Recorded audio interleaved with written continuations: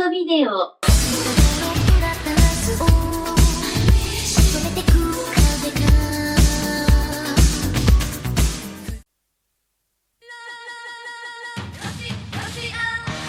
Man, do I love me some Dirty Pair.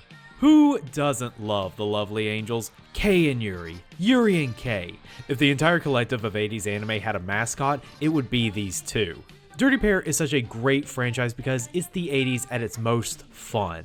A fiery brash redhead and a sweet feminine brunette traveling across the galaxy, solving mysteries, capturing crooks, and causing massive amounts of collateral damage in their wake. Whether they are protecting a princess, hunting for treasure, fighting the Terminator, engaging in a shootout while wearing fursuits, or just saying trans rights, you can always count on the lovely angels to give you an awesomely entertaining ride. Dirty Pair was, by all accounts, a very popular series. Even when it was unceremoniously cancelled near the end of its 26-episode TV run by a disinterested studio, Sunrise knew they had a hit on their hands. Certainly not to the level of Gundam at the time, but still a hit amongst the then burgeoning crowd of otaku that was currently making themselves known at the time. Sunrise had to capitalize on this, and they knew the best way how. Give the Dirty Pair franchise its own big-budget, feature-length film.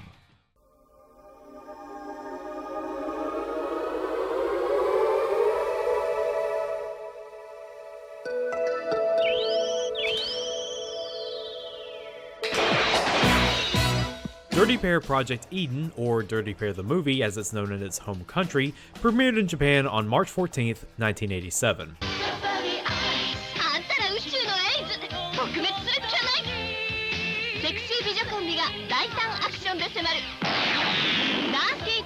The plot involves the lovely angels being sent to the planet Adrena to investigate a series of mysterious instances of industrial sabotage on the planet's mining operations. Since the mineral involved, Visorium, is necessary for space travel, the attacks have world governments pointing their fingers at one another. Like with many of their cases, Kei and Yuri's investigation into these incidents ends up uncovering a major plot by a local mad scientist named Dr. Wattsman. Using complex machinery involving Visorium and what appears to be virtual reality apparatuses, Wattsman is hellbent on reviving a long-dormant alien race called the Sadingas, and artificially evolve them to their perfect final form so they can eventually be the race to take over once humanity dies out.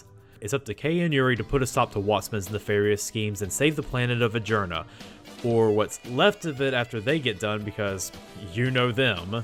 I'm not forgetting anything, am I? Now, when people ask about Dirty Pair and where is a good starting point if one wants to get into the series, people will usually point to Project Eden as the best place to get on board. To a lot of old otaku, Dirty Pair Project Eden is the lovely angels at their peak. Ask anyone who came of age during the anime boom of the 90s about Dirty Pair, and their minds will usually go to this movie. This is because Project Eden was actually the first piece of Dirty Pair media to get an official release in America. In 1994, Carl Masik's Streamline Pictures licensed the film for release in America, giving it an English dub that would later be redubbed by ADV Films in 2003 when they got a hold of the license. Because of this, Project Eden was able to introduce the Dirty Pair franchise to a new audience of otaku who had neither the time nor the resources to trade fan sub tapes or go to cons and crowd into hotel rooms to watch Dirty Pair does dishes and the like. Project Eden holds a special place in many of an elder otaku's heart, to the point where many would consider it to be superior than the TV show that birthed it. Mike Crandall of Anime News Network has says, "Rarely do all the elements come together so nicely. And even all these years later, it's hard to think of any other anime that's simply as much fun as this movie." While Helen McCarthy, in her book 500 Essential Anime Movies, said that Project Eden can stand the test of time and that this is a movie with lots to enjoy. Even the cheesy 80s pop soundtrack has its own guilty charm. So considering both the legacy of the film and the fact that one just simply has to commit to a single movie over a 26-episode series, it's really no wonder why people say Project Eden is the best place to start for newbies wanting to get into Dirty Pair. And to these people, I say, is it?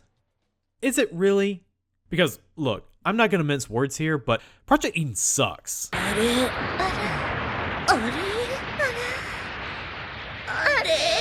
I don't like this film. In fact, I might even say I hate this film.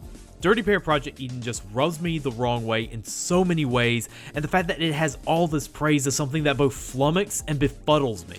Project Eden is not a good film, and it's especially not a good Dirty Pair film. It's not the lovely angels at their best, it's the lovely angels on an off day at best. So with my iconoclast hat firmly jammed onto my head, I guess I better start explaining myself on why I think Dirty Pair Project Eden is not the best place to start one's journey with the lovely angels.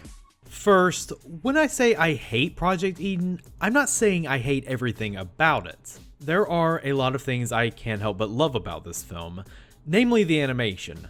Sunrise uses their film budget to its full potential to make both the lovely angels and the world they inhabit look their best. Not only does it utilize some amazingly complex layouts without compromising intricate details in a way that breathes life into the world of Dirty Pair, but the character animation of Project Eden is pure top notch. From the big action set pieces to the little character moments, everything just feels so wonderfully fluid. It goes a long way enhancing both the action and the comedy of the movie, especially the comedy because it has these little flourishes that just adds to the physical humor. Like this shot where it has our characters emerging from some rubble. You could show them emerging no worse from wear and it would be fine, but add a little animation of Kei getting conked on the head by a shovel and the scene becomes funny.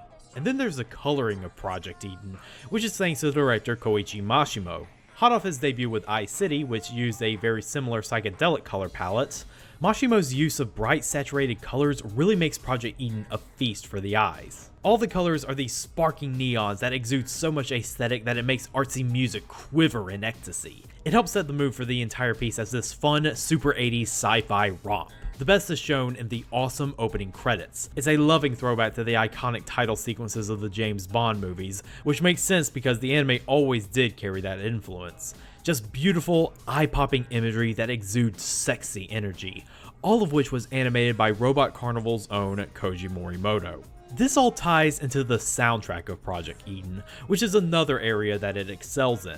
Mashimo has gone on record that he liked to have music play a key role in the works that he directs, feeling that music and animation should be used concurrently in order to bring out the best in both. Music plays a huge role in Project Eden. Instead of just simply underscoring what happens on screen, the music enhances the animation, and vice versa. A good example would probably be the most famous scene in the movie where Kei and Yuri are blasting off to their given mission, and Yuri's just dancing to some jammin' city pop. It's a good tone setter for what to expect out of a typical Dirty Pair adventure.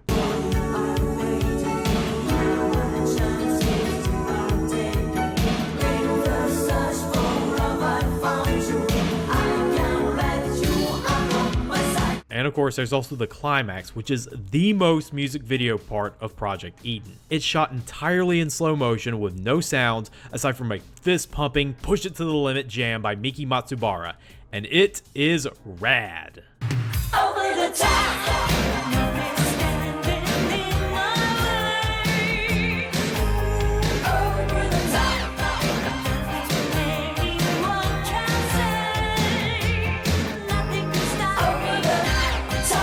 And this all just falls under Mashimo's excellent direction. Mashimo is one of those writers who also storyboards everything on top of leading the project, which is the reason why Project Eden is just full of these beautifully framed shots that makes this movie feel like an actual movie. But best of all is that you really feel that Mashimo truly gets Dirty Pair, at least from a direction standpoint. From the coloring, to the music, to the action, everything is just a distillation of what makes the Dirty Pair franchise so damn great. Specifically, in the opening scene before the title sequence rolls, this scene is a perfect primer for newcomers to Dirty Pair. It introduces us to the world of Dirty Pair, not just through some brief exposition, but also through the visual setting, which is set in a super idealized and super 80s version of the future. From there, we get to the lovely angels doing their mission. We have Kei luring a couple of crooks into a trap and getting into a shootout with them, all while engaging in some sexy wordplay.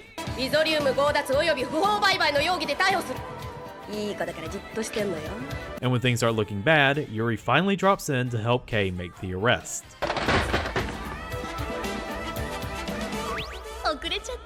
Another successful mission by the lovely angels, until they forget that they left a bomb on board the space elevator where they made the arrest and end up causing billions of dollars in collateral damage. And it's all you really need to know about the lovely angels. They are beautiful, confident, and capable badasses who just so happen to leave a path of widespread destruction in their wake. In a way, Project Eden is the best introduction to Dirty Pair, and I totally wish I could say that with any sort of sincerity. I honestly really wish I could like this movie because of all the above. If it had just focused on all of those good qualities, it would be the perfect place to start getting into the Dirty Pair franchise. But it didn't. And it's not. So now's the time I get to talk about the things about Project Eden I don't particularly care for. Let's start with the nitpicky stuff first and work our way up from there. I may have praised how Mashimo gets the attitude of Dirty Pair through how he uses music and coloring, but this only applies to specific scenes. The tone for Project Eden as a whole actually feels off. Like, if we go back to the James Bond comparison, this does feel like a James Bond movie in that it's Roger Moore era James Bond. And I mean late Roger Moore era Bond.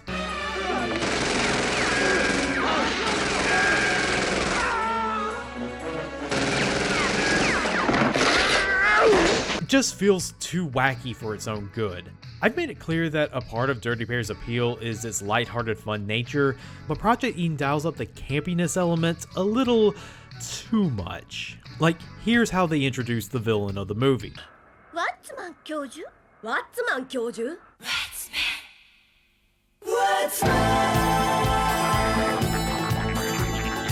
And it also doesn't help that a good chunk of the movie is devoted to Kei and Yuri acting like they're in a Ritz Brothers film. Yes, they do this in the show too, but here's the thing. The TV anime always struck a good balance between wacky comedy antics and straight up action. It knew when to get serious and when was a good time to do the jokey jokes. Because of this, it never lost any tension whenever the action popped off, and you still got the feeling that the lovely angels were in danger, and you wanted to see them get out of it. Project Eden, on the other hand, leans way too far into the comedy. So when the big action scenes do start, you never get the feeling that they are in any real danger, especially when, just a few scenes earlier, they fell 15 feet from the rafters and appear to be okay. This isn't helped by the fact that Project Eden, at a certain point, just gives up at selling Dr. Watson as a credible threat. He's got a cool design with all his fiber optic cords sticking out of him and his eyes that are just computer screens. Not to mention, for the first part of the film, he's kept in the shadows to build a mystery. But they never really commit to the fact that he's a serious threat to the galaxy and just would prefer to have him scenes arguing with his butler and writhe around in his virtual bathtub where we can see everything. But you know what? Fine, I'll live. Like I said before, these are just nitpicks and I can deal with it. What I can't deal with is the plotting and the pacing. Project Eden is a lost episode of the Dirty Pair anime stretched out to fill 80 minutes, and it shows. Instead of having what could be a grand caper spanning across multiple planets and environments like you would expect out of a big damn movie, the lovely angels never venture off Adrena for most of the main plot. Aside from the opening in that space elevator they blew up, Kei and Yuri only spend time in like 3 locations: the office where they get their briefing, the industrial site where they do their investigations, and Dr. Watson's lab, which I might add they spend the whole movie there after the half-hour mark. And I guess I wouldn't have that much of a problem with this if they had just paced it out better. They obviously get to Watson's lab way too early in the story because every event that happens there just feels stretched out to the nth degree. A lot of it just feels like the angels sneaking around until something happens. I guess that's why they spend most of the movie barely clothed as sort of an apology, saying, "Look, I know nothing particularly exciting is happening at the moment. Here's some softcore pinup material to tide you over." To really emphasize how padded this movie is, they have 2, maybe 3 scenes devoted to Dr. Watson explaining his evil plot, and they all go on for way too long. One of these scenes includes an extended look at Yuri's juicy bare ass, and it's still not enough to distract you from the fact that they really should be wrapping up this scene by now. So with this movie being so padded and dragged out, why even make this movie if the whole conflict was this thin and flimsy to begin with? Well, it's simple really. The whole plot with Watson and the lovely angels trying to put a stop to his plans, that's not the focal point of Project Eden. No, the real emotional center of Project Eden is a love story. It's not just a simple action comedy anymore. It's an action romantic comedy. Which brings me to problema numero uno I have with Project Eden. Its name is Carson D. Carson. Carson D. Carson. レアメタル専門のコソ泥よ。いや、コソ泥なんかじゃない。これでも裏の世界じゃトップなんだぜ。 Ooh, Carson D. Carson. How I loathe thee. Every other issue with Project Eden I've talked to about this point is something I could have easily dealt with. If those were the only issues with the movie, I would have walked out with a, well, this was a solid 6, maybe bordering on 7 out of 10 movie. All in all, pretty good for Dirty Pair standards. But this guy, this 2-bit bargain bin Ryo Saiba's presence, is the stone that drags this film's quality to the bottom of the lake. He is a smuggler and a thief who the lovely angels are forced to ally with because he has valuable information on Dr. Wattsman. Now, in theory, I wouldn't have a problem with this. Kei and Yuri teaming up with a male third party is something they've done countless times in the TV anime, whether they be by-the-book cops, world-weary assassins, grizzled prospectors, and 10-year-old boys. But the difference with those characters is that they knew they were just along for the ride, and never take focus away from the lovely angels. Carson Boy, on the other hand, completely takes over the whole plot once he gets introduced. He gets a disproportionate amount of focus compared to the angels in some scenes. One example being how in the climactic battle against the army of Sadingas, Kei and Yuri are all suited up in their brand new power armor that's both incredibly sick looking and totally in character. But just as they begin, we cut away from Carson getting into a protracted, if admittedly well-animated lightsaber duel with Wattsman's butler, and we don't come back to the angels until they're pretty much finished with the battle. What's worse is that the camera really wants to focus on how Carson is this handsome rogue who is somehow far more capable at his job than either Kei or Yuri. Sure, he's allowed to be the butt of some jokes, but once we get to Wattsman's lab, his IQ and body strength appears to shoot upward a few points, and in the process seems to make Kei and Yuri look like total dumbasses. In the series, while Kei and Yuri have had their share of bimbo moments, some more destructive than others, they were, at the end of the day, still amazingly good at their jobs. You could totally see why they get hired for very important missions in spite of all the damages they cause. They're loose cannons, but they get results. Here, they just feel like Carson's bumbling sidekicks. And even when it has times where they try to put him in his place, he makes them look like total clowns. One of the film's lower points being a scene where Kei and Carson get into an argument that turns into a pissing contest masquerading as a fist fight. Kei does not land a single punch on Carson, but Carson lands a punch on her. And while even the most casual Dirty Pair fans will cry horseshit at such a scene, this film plays it all off as just another example of, isn't he dreamy? Project Eden wants us to like this character so goddamn much, and maybe that would be easier if Carson wasn't so damn unlikable. Not only does he steal the spotlight from the lovely angels, but he also does so while being this self-important asshole who thinks he's God's gift to women. A reputation not helped by him spending most of his interactions with the angels belittling them and doing what the cool kids call negging. 1にお前さんたちは何も知らないことをこの俺に知られてしまった。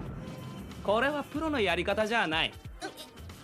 When I first watched this, I thought they were going to play him up as a pathetic loser trying to put on a mask of toxic masculinity as a shield for his own insecurity, and that the angels planned on kicking him to the curb once he stops being useful.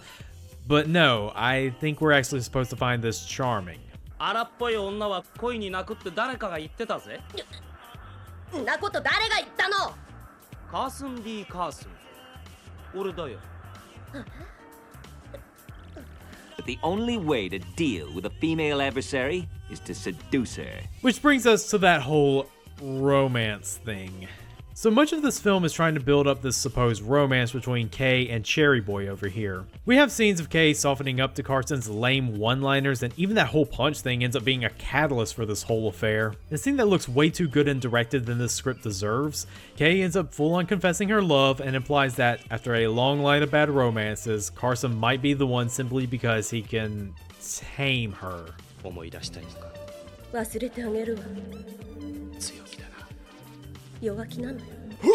Again, going back to the original series, the angels were boy crazy and definitely DTF, something they used to their advantage more than once, but they rarely, if ever, taught commitment. The only time a committed relationship ever came up was in the episode Gotta Do It, Love is a Woman's Detonator. I went into more detail about that episode in my last video on Dirty Pair, but it's still a better romance episode than this because it examines what could potentially happen if a man gets between the two angels, and more importantly, Kei and Yuri act totally in character there.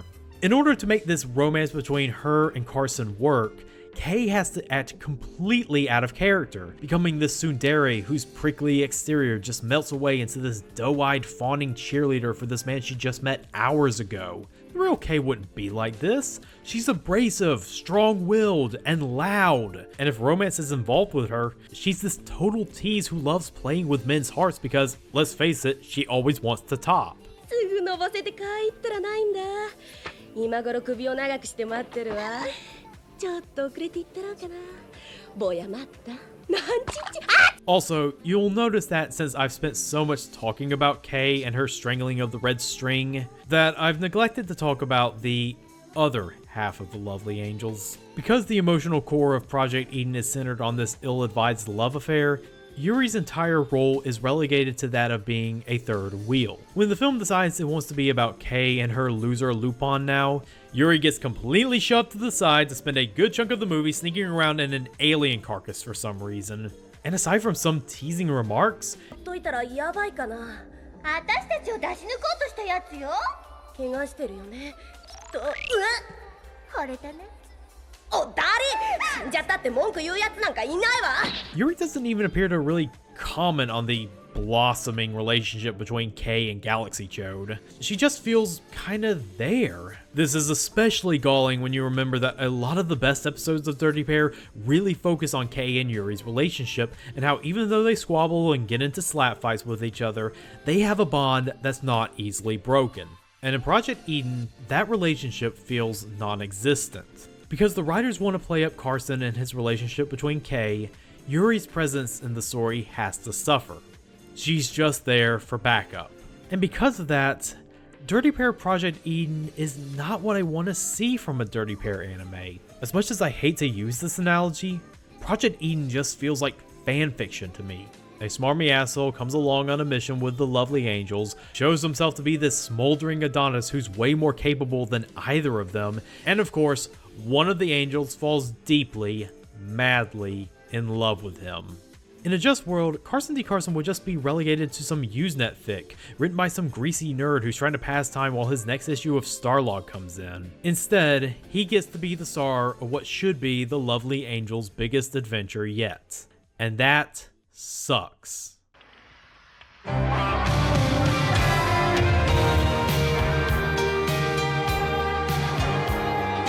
Hold on, let me fix this.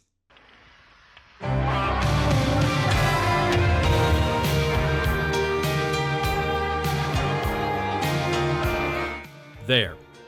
I just made a better movie. Dirty Pair Project Eden is a disappointment.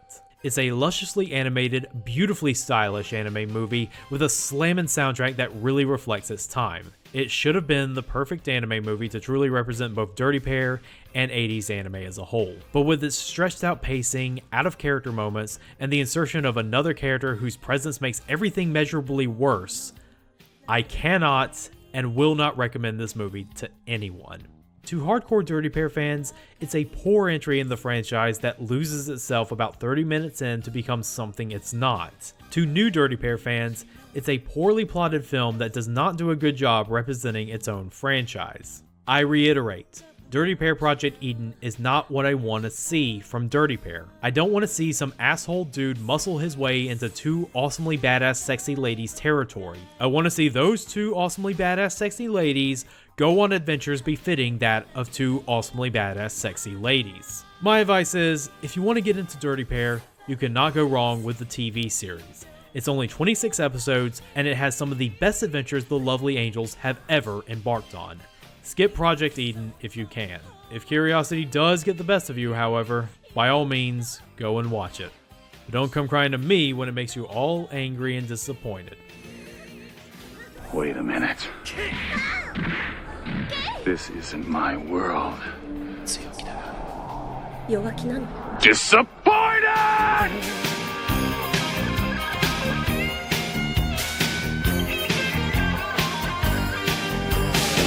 But I know he so